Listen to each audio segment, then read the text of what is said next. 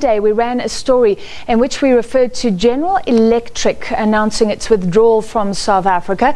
In fact, it was General Motors. So an error we would like to rectify. We apologize for that error. Now into the business news, and Peter, there were so many numbers today. It was hard to pick just one.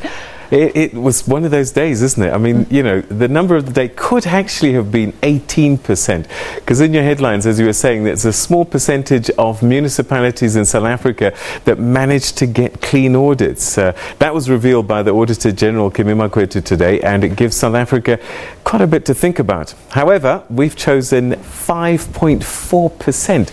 And Francis, you may not know this, but this actually is the unemployment rate in the UK, which is a great figure compared to us. But we are looking at it on the basis that this is the inflation rate for May here in South Africa. And this is the first inflation figure actually that's come through since a controversial proposal by the Public Protector that the Reserve Bank should not focus on inflation but rather on growth. So if Busisiwe Mkhwebane, advocate, has her way, well, this number here, 5.4%, won't mean much. We can just actually cover it up. But it does mean quite a lot, because that number is closely watched by the Reserve Bank to determine interest rates, and those affect the millions of consumers like you and I in South Africa who have some debt. I'm still paying for my car. 5.4% is the rate at which prices increased between May last year and May this year. And this figure is slightly higher than expected, but it's still well within the target range of the Reserve Bank of between 3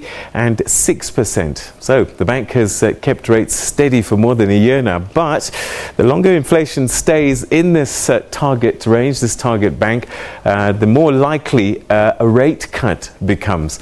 Now, that's if there are no shocks. And we are a country that often wakes up on Friday nights at the middle of 12 o'clock or something, and we get a shock. And this kind of thing weighs on the rand, because the weaker rand makes imports more expensive and pushes up inflation. Now, we'll bring you more on the inflation story, but 5.4% actually is a pretty good number for us, and we need to kind of reflect on that, and Advocate Mkhwebane will also think about that. But Francis, you're wading into this ABSA story, talking about the Public Protector. Indeed, so the Public Protector are not only gunning for the Reserve Bank, but of course the report mainly dealt with ABSA.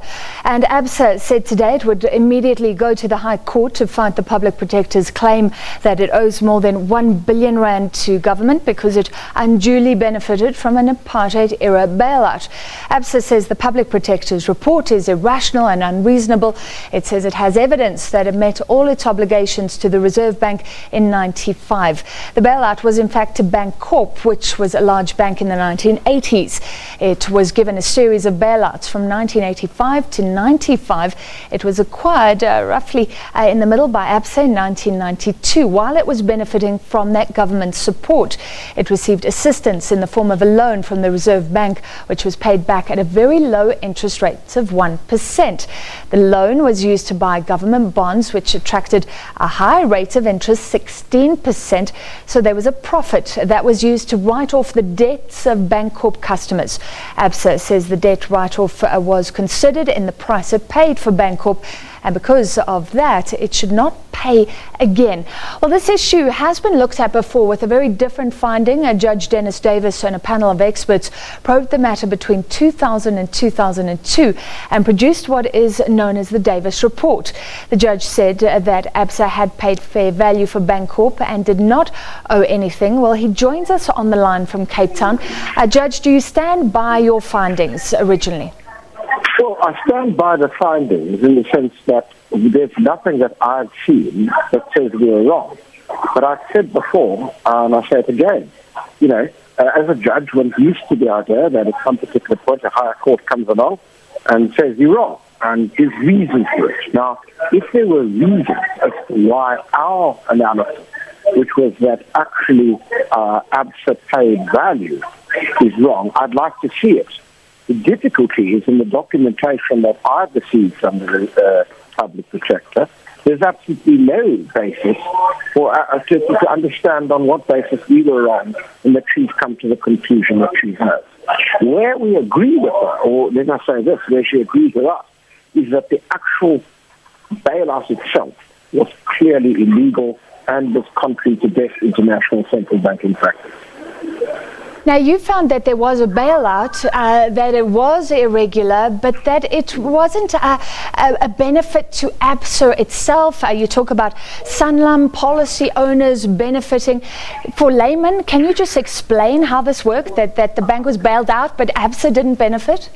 Well, you've got it right. What happened? The bankers were in terrible trouble for all sorts of reasons, which we don't need to go into. But which, by the way, I should tell you, now are very much at the heart of the corruption that was inherent within apartheid. But that's another matter. What happened was, ABSA, for a variety of reasons, one of them which was proffered to me by the executive committee of ABSA at the time, is that they were very keen on acquiring the rights to the Curry Cup, which in the early 90s was an important right because we weren't playing international sport with anybody. And they then essentially had to value what the asset value of Bankorp was, how much they should pay in terms of fair value. It turned out that their analysis, supported by independent accountants who had given them advice, was that the only value in Bankorp at that time was that income stream of which you referred. So they paid the amount of money which they assessed that value to be, and that benefit inured to the shareholders of Bankorp. Why do I mention policyholders? Because who were the shareholders of Bankorp? Sanlam. Sanlam at that particular point, by the time we inquired into it, Sanlam had demutualized. It was now no longer a mutual society. But the benefits, effectively in some way, would have gone to all the policyholders, which is why we found that Sanlam had benefits from an illegal bailout, but that it was extraordinarily difficult to recover the money because we were going to recover from 50 cents from each policyholder. Judge, if you had looked at this issue and made those findings, were you disturbed that the public protector reopened this issue? And do you agree at all with ABSA that there are misconceptions and inaccuracies in her report? Well, it's not for me, and as a sitting judge, I'm certainly not going to comment on the merits of what is going to be a review. Let me just make this point. Anybody is entitled to come to the public protector and complain, and I would hope that the public protector would evaluate every particular complaint with a level of seriousness of purpose and deal with them, and obviously ones that she doesn't think are important, well, that's fine. But so I don't have a problem with that. I do have a problem with the fact that I would have wanted, and maybe she's done it and I just haven't seen it, but I would want in the public domain an explanation as to why the last link in our analysis, that is the link of who benefited from this, why we got it wrong and she's got it right.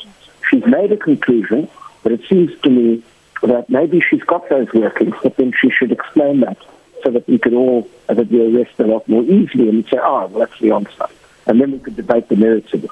But at this point, my difficulty is we came off exhaustive analysis, having heard evidence from the ABSA executive team, from Dr. Stoltz, having a committee, I should tell you, a panel, which included central bankers and the leading economists and very, very distinguished accountants who were experts in this field. We came to that conclusion.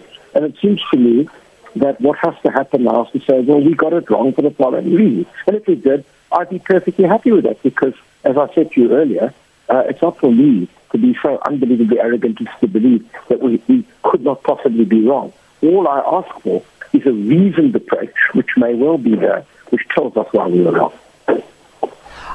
Finally, are you willing to comment on what she's saying about possible changes to the Constitution? A lot of legal experts concerned about that.